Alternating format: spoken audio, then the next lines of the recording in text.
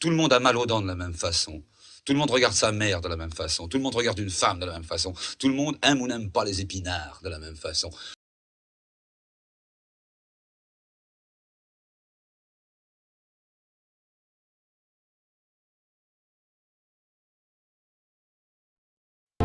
Bonjour, nous sommes tous à l'affût des événements qui ont ponctué l'histoire, qui ont participé à l'histoire de notre pays, à notre histoire.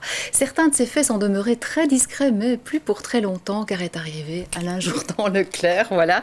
Bonjour, bienvenue, Bonjour. vous êtes éditeur de cette collection, Terre des Belges, qui traite de la grande histoire comme celle plus discrète de la vie privée. C'est déjà tout un programme, ça donne déjà envie de lire les ouvrages. Pourquoi avoir sorti cette collection ? Pourquoi avoir sorti cette collection? Bien parce que vous parlez de la grande histoire. La grande histoire, elle est fréquente et on la retrouve chez beaucoup d'éditeurs. Vous avez beaucoup d'ouvrages scientifiques, historiques qui font le point. Ici, en l'occurrence, c'est Léopold II. Et puis, ici en Belgique, il y a une tradition qui s'est un peu perdue et qui pourtant est très présente en France, en Angleterre. C'est de s'attacher aussi à la petite histoire, c'est-à-dire à aller voir un peu derrière ce qu'était la vie de ces personnages. Alors là, on en vient tout de suite au cœur des ouvrages. Ce sont des livres qui, quelque part, ont un parfum de scandale. Disons que parfum de scandale, entendons-nous. Je ne suis Oui. pas Voici, Non. et ces personnages sont tous morts.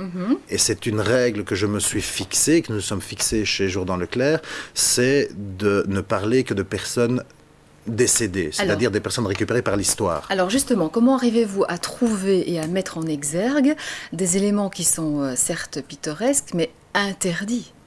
Eh bien, c'était pas moi qui ai décidé que c'était des éléments interdits.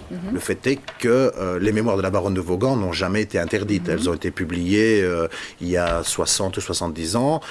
L'ouvrage d'Henri Bataille, donc le valet de Léopold II, la vie cachée de Léopold II, les mémoires intimes de son valet, lui a été interdit en 1911. Et les retrouver, eh bien, c'est simplement un travail d'éditeur, c'est-à-dire un travail de recherche, de fouine un peu. Oui, alors est-ce qu'on peut dire que justement cet ouvrage sur la vie cachée de Léopold II et l'ouvrage sur la baronne de Vaughan, ce sont deux livres qui se parlent ? Ce sont deux livres qui se parlent totalement. C'est en réalité la même vie, la même période de notre histoire, de notre petite histoire, je vais dire, vue sous deux aspects différents.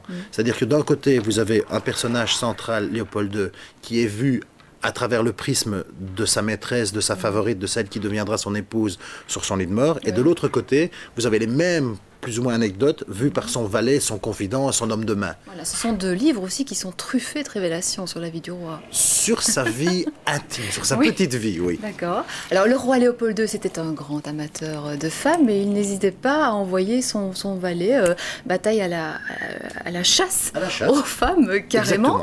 Mais c'était jamais des prostituées. Non, non. ouais. Et il est très fâché. Il y a d'ailleurs une anecdote là-dessus. À un moment donné, il lui dit qu'ils vont essayer de recruter en faisant venir des modèles pour soi-disant de la sculpture. Malheureusement, ça ne marche pas. Donc Henri Bataille est embêté et lui fait présenter une demi-mondaine, en la présentant comme une petite ouvrière qui vient pour de la sculpture. Léopold II, son nom, est très content, il passe un agréable moment avec la jeune personne. Malheureusement, 15 jours ou 3 semaines après, il la recroise à Ostende avec des gens du monde, elle étant demi-mondaine. Ce qui a valu à Henri Bataille, à ce moment-là, d'être sérieusement admonesté par Léopold II. Réprimandé, voilà. Alors cet ouvrage, justement, à propos de Bataille, a été interdit en vente en Belgique et en France. Pourquoi ? Pourquoi? Parce que, vous imaginez, Léopold II décède en 1909, je crois que l'ouvrage paraît en 1910 ou 1911. À l'époque, je veux dire, même si dès le départ de la Belgique, la Constitution, on a le droit, la liberté de la presse, à l'époque, on ne peut pas publier un ouvrage comme ça ne se fait pas, c'est pas dans les mœurs du temps, c'est un ouvrage qui circulera un peu en Suisse, et puis qui sera directement, je veux dire, mis sous l'éteignoir, et on n'en parle pas, je veux dire, on n'aurait pas fait l'ouverture s'il y avait eu un RTL à l'époque, d'un JT là-dessus. Non, je ne pense pas. Alors, ceci dit, dans le livre sur la vie cachée de Léopold II, Bataille n'hésite pas à vraiment livrer ses arguments, je veux dire, à propos de la baronne de Vaughan. Il la décrit comme une femme autoritaire, impopulaire, qui trompe le souverain. Tout à fait. Et dans l'autre livre sur la baronne de Vaughan, on a tout à fait alors l'inverse au niveau du sentiment et de l'état des choses à l'époque. Exactement. Et je crois que la vérité, c'est Léopold II est sincèrement amoureux. Je crois que lui, il la rencontre, il a 64 ans, elle a 16 ans. Je crois qu'il est réellement amoureux et il est vraiment sous sa coupe. Et je crois que c'est réellement quelqu'un, c'est aussi une demi-mondaine, et je crois qu'elle se prend, et d'ailleurs, l'ouvrage de ses morts s'appelle Presque Reine. Presque reine. Presque reine au départ de la première édition, donc ça veut dire que c'est quelqu'un qui se met vraiment dans cette peau. Et c'est effectivement, à mon avis, quelqu'un qui le trompe, quelqu'un... Il y a une anecdote terrible. Je veux dire, chaque fois que Léopold II part, Durieux, qui est son premier amant, qui est un officier français, une sorte aussi de demi-mondain, comme ça, qui joue aux courses et qui a tout le temps besoin... Comme il y en avait beaucoup voilà, à mais l'époque. qui a tout le temps besoin de l'argent, lui fait des chèques et tout ça. Oui. Et comme par hasard, Durieux vient toujours. Et Durieux est présenté à Léopold II comme étant son frère, le frère de Vaughan. Oui. Attendez, à l'heure actuelle, un homme Oui, c'est un jeu de rôle, ça. qui a tout le temps chez sa femme, soi-disant le frère de sa femme. Et Léopold II n'est pas dupe. À un moment donné, il revient plutôt d'Ostende sans rien dire. Il les surprend tous les deux. Durieux est en train de jouer au billard et elle ne sait pas quoi faire, le présente comme étant son frère. Et Léopold II reste très calme et commence à poser pendant plus d'une heure des questions à Durieux sur la famille, sur ce qu'il faisait. Et bien entendu, l'autre s'empêtre. À un moment donné, il ne sait plus rien dire. Et à ce moment-là, Léopold II ne dit rien, fait demi-tour et s'en va. Oui. La seule chose qui, à mon avis, dont il était content, c'est qu'elle lui a permis de ne pas jouer à l'esclandre, c'est tout. Alors Henri Bataille, valet de Léopold II, dit ces mots accumulés pendant plusieurs années d'un service ininterrompu, je ne songeais pas à les rendre publics et pourtant ce carnet contient l'histoire de toute la vie intime de Léopold II. Alors pourquoi un tel déballage? Il était pourtant tenu à une certaine discrétion. À l'époque, je ne pense pas qu'on faisait signer, comme maintenant à la Cour d'Angleterre, quand vous êtes employé par qui que ce soit de la famille royale, vous vous engagez maintenant à ne plus publier de mémoire, je crois, avant un certain temps. Donc, à mon avis, ce n'était pas le cas à l'époque. Et je ne pense pas qu'il le fasse, et je crois qu'il le fait après, parce que si on s'en rapporte à la fin du livre, tous ces gens qui gravitaient dans l'entourage très proche de Léopold II, à la mort, sont congédiés de manière pas très élégante. Et à mon avis, il y a un ressentiment par rapport là-dessus. Et ce que je crois aussi, c'est que Louis s'est dit à un moment donné, bon, c'est un valet, même s'il était bien payé, parce qu'il le dit, c'est une possibilité comme une autre encore de faire de l'argent. C'est ce qui est souvent là derrière. C'est pas... Alors à propos de l'argent, justement, dans les deux livres, il y a une description incroyable des fastes de la vie de château de ce monde, en Belgique, au XIXe siècle, et de ces amours cachés. Vous n'avez pas peur, là, de heurter certaines personnes ? Vous savez, qui serait heurté maintenant par un ouvrage sur Louis XIV et les fastes de la cour? C'est un roi, et c'est ça qui est amusant, c'est un roi qui est radin pour lui, et c'est aussi un roi, il fait construire une chambre secrète à Laeken, qui coûte 200 000 francs or de l'époque.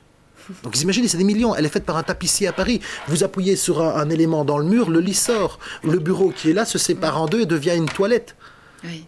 Enfin, un cabinet de toilette, pardon. J'avais très bien compris ce que vous vouliez dire, il n'y a pas de problème. Oui, donc, mais il y a quand même une tendance actuellement à sortir des livres qui finalement dévoilent des choses pénibles au sujet de certaines personnes, je veux dire même de certaines stars. Qu'est-ce que vous en pensez? Ce que j'en pense, c'est que là, vous parlez à la fois à l'homme qui essaie d'être humaniste et à l'éditeur qui doit faire de l'argent. Je ne sais pas si demain, je vais dire, une vedette venait me trouver en me disant je déballe le fait que mon oncle, ma tante, mon frère ou quoi a couché avec moi et que je ne suis pas en réalité l'enfant naturel d'eux, je ne sais pas si je dirais non. Je crois que je dirais non, parce que je n'ai pas envie d'aller jusque-là. Ici, pour moi, ce sont des personnages historiques et on les éclaire avec un autre regard. C'est-à-dire, c'est la petite vie de grands personnages, mais ils sont morts. Oui. Et c'est une sorte de règle. Maintenant, il y a un intérêt dans le public pour ça. Voilà, donc le public est quelque part voyeur. Tout à fait, tout à Mais fait. que vous le disiez. Mais je l'ai dit, je le reconnais, je crois que le public est voyeur. Et c'est pas forcément, attention, c'est pas forcément mal non plus. Ces gens-là se mettent à l'avant-scène.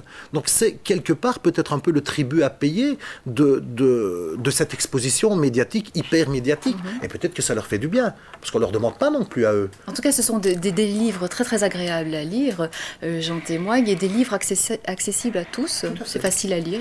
C'est facile à lire, c'est dans un langage simple, c'est des ouvrages grand public, mais comme je le dis, et à travers nos ouvrages, on a aussi bien des lettres de professeurs d'UNIF qui nous disent c'est bien, cet aspect-là n'avait pas été encore vu. Envisagé sous cet angle-là. Sous cet angle-là. Général, On dit ça, oui. Tout à fait. Oui. Et que, je veux dire, la ménagère de je sais pas, on dit plus de 35 ou plus de 50 ans. Oui, c'est comme vous voulez, vous savez, on est toutes ménagères un jour ou l'autre.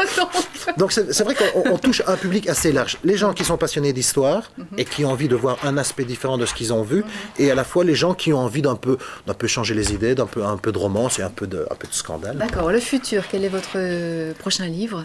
Eh bien, le prochain livre, on a donc dans la collection Terre des Belges, ce sera un ouvrage qui parlera des princesses belges du passé, mais n'a aucun lien avec la famille royale. Nous avons eu des princesses qui ont été jusqu'à impératrice de Constantinople, on a oublié. Des gens comme Jacqueline de Bavière, dernière comtesse du Hainaut, qui ont eu des vies tout à fait fantastiques. Et puis, il y aura après aussi les belles étrangères en Belgique. Voilà, on lira tout ça avec beaucoup de plaisir. Je vais vous demander très très rapidement de signer cet entretien du Face à Face. Je Avec beaucoup de rappelle plaisir. les deux ouvrages sortis aux éditions Jourdan Leclerc, c'est La vie cachée de Léopold II et le livre, l'ouvrage sur la baronne de Vaughan à lire. Absolument, merci. Merci à vous. Et merci à vous d'avoir suivi ce Face à Face.